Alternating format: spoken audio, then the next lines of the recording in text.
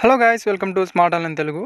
Friends, ఇప్పుడైతే NTPC నుంచి అయితే ఒక ఇంపార్టెంట్ నోటిఫికేషన్ ఒకటి రావడం జరిగిందండి. ఇక్కడ నోటిఫికేషన్ వివరాలతో పాటు సెలక్షన్ ప్రాసెస్ ఏంటి మిగతాను కూడా క్లారిటీగా చెప్తాను.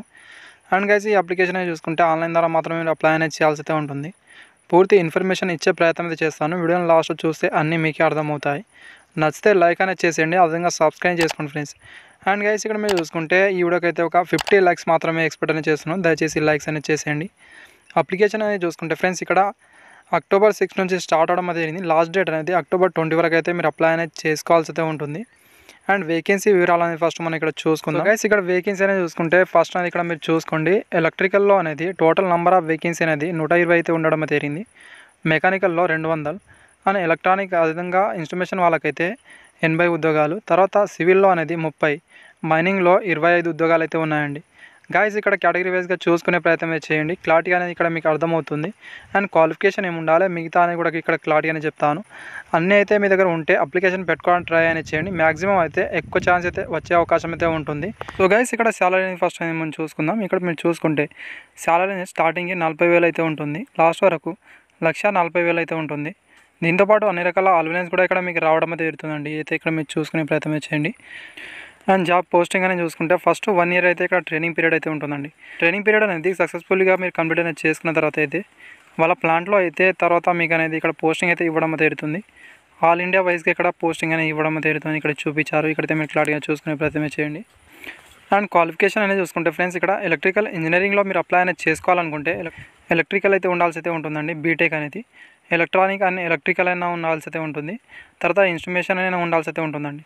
లేదా కంట్రోల్ పవర్ అదేవిధంగా సిస్టంలో అయినా లేదా high voltage and power engineering అయినా ఉండాల్సి అయితే ఉంటుందండి. ఈ వేకెన్సీలకు అయితే ఈ బ్రాంచ్ నుంచి చేసిన వాళ్ళైతే ఎలిజిబుల్ అవుతారు. తర్వాత మెకానికల్ ఇంజనీరింగ్లో అనేది చూసుకుంటే మెకానికల్ కావచ్చు, production, industrial engineering, production and industrial engineering, thermal, తర్వాత మెకానికల్, ఆటోమేషన్, పవర్ ఇంజనీరింగ్లో ఉండాల్సి అయితే ఉంటుంది. నెక్స్ట్ ఎలక్ట్రానిక్ ఇంజనీరింగ్ అనేది చూసుకుంటే electronic and telecommunication, electronic power electronic, తర్వాత ఇక్కడ చూసుకుంటే ఎలక్ట్రానిక్ కమ్యూనికేషన్, ఎలక్ట్రానిక్ అండ్ ఎలక్ట్రానిక్లో ఉండాల్సి అయితే ఉంటుందండి. తర్వాత ఇన్స్ట్రుమేషన్ ఇంజనీరింగ్ వాళ్ళకైతే ఎలక్ట్రానిక్ అండ్ ఇన్స్ట్రుమేషన్ ఉండాల్సి అయితే ఉంటుంది. ఇన్స్ట్రుమేషన్ లేదా control, electronic instrumentation and control అయితే ఉండాల్సి అయితే ఉంటుందండి. ఈ బ్రాంచ్ నుంచి మీరు చేసిన వాళ్ళైతే ఎలిజిబుల్ అవుతారు.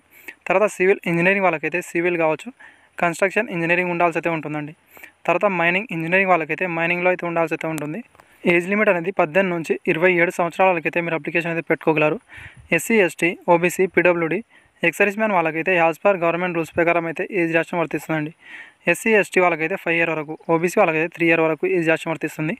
పీడబ్ల్యూడీ వాళ్ళకైతే 10 ఇయర్ వరకు అయితే ఏజ్ రాష్ట్రం వర్తిస్తుందండి. గాయస్, ఇక్కడ మీకు సెలక్షన్ ప్రాసెస్ చూసుకుంటే సింపుల్గా అయితే ఉంటుంది. చూసుకుంటే గేట్లో అయితే కంపల్సరీ అయితే మీరు క్వాలిఫై ఉండాల్సి అయితే ఉంటుందండి. గేట్ ప్రకారం అయితే ఇక్కడ మీకు తీసుకోవడం అయితే జరుగుతుంది. అయితే మీరు చూసుకోండి. అండ్ ఓన్లీ ఇక్కడ మీరు గేట్లో వచ్చిన మార్క్స్ ఆధారంగా మాత్రమే ఇక్కడ మీకు అయితే డాక్యుమెంట్ వెరిఫికేషన్ అయితే చేయడం అయితే జరుగుతుంది. ఇవైతే ఇక్కడ మీరు చూసుకునే ప్రయత్నం చేయండి ఫ్రెండ్స్. అండ్ మార్క్స్ అనేది ఇక్కడ గేట్లో వచ్చిన మార్క్స్ ఆధారంగా మాత్రమే ఇక్కడ షార్ట్ లిస్ట్ చేసి వాళ్ళకైతే డాక్యుమెంట్ వెరిఫికేషన్ మాత్రమే ఉంటుందని ఇక్కడ ఇవ్వడం జరిగిందండి. అండ్ గైస్, ఇక్కడ మీరు చూసుకుంటే మీరు ఏ బ్రాంచ్ నుంచి ఉన్నారో అదేవిధంగా గేట్లో అనేది మీరు దేంట్లో క్వాలిఫై అయ్యారు ఏదైతే మొత్తం అయితే ఇక్కడ మీరు చూసుకోవాల్సి అయితే ఉంటుంది. ఇక్కడ పేపర్ కోడ్ మిగతా అని చూసుకోవచ్చండి. ఈ నోటిఫికేషన్ అయితే మన టెలిగ్రామ్ గ్రూప్లో అయితే పెట్టడం అయితే జరుగుతుంది. మీరు అక్కడ నుంచి చూసుకునే ప్రయత్నం చేయండి ఫ్రెండ్స్. క్లారిటీగా మీకు అనేది అర్థమవుతుంది.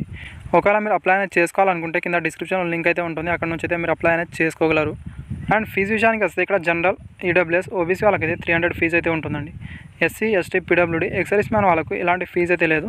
అదేవిధంగా ఫీమేల్ క్యాండిడేట్ వాళ్ళకైతే మీరు ఏ కేటగిరీ నుంచి ఉన్నా మీకు ఎలాంటి ఫీజు అయితే అవ్వదు. ఏదైతే మీరు చూసుకోవాల్సి అయితే ఉంటుంది. అప్లికేషన్ ఇక్కడ ఫీజు అనేది చూసుకుంటే మీరు ఆన్లైన్ ద్వారా అయినా ఆఫ్లైన్ ద్వారా అయినా ఇక్కడ మీరు ఫీజు అనేది పే చేయొచ్చు అని ఇక్కడ చూపించారు. ఇక్కడైతే మీరు క్లారిటీగా చూసుకునే ప్రయత్నం చేయండి ఫ్రెండ్స్. మీరు అప్లికేషన్ చేసేటప్పుడు అయితే మిగతా ప్రాసెస్ కూడా ఇక్కడ క్లారిటీగా చూసుకోవచ్చు. అండ్ ఇక్కడ పేమెంట్ విషయం అనేది ఇక్కడ మీరు డెబిట్ కార్డ్, నెట్ బ్యాంకింగ్ అదేవిధంగా క్రెడిట్ కార్డ్ యూజ్ చేసైనా మీరు ఇక్కడ ఫీజు అనేది పే చేయొచ్చు. Thank you. వీడియో వస్తే లైక్ అనేది చేయండి. Thank you for watching.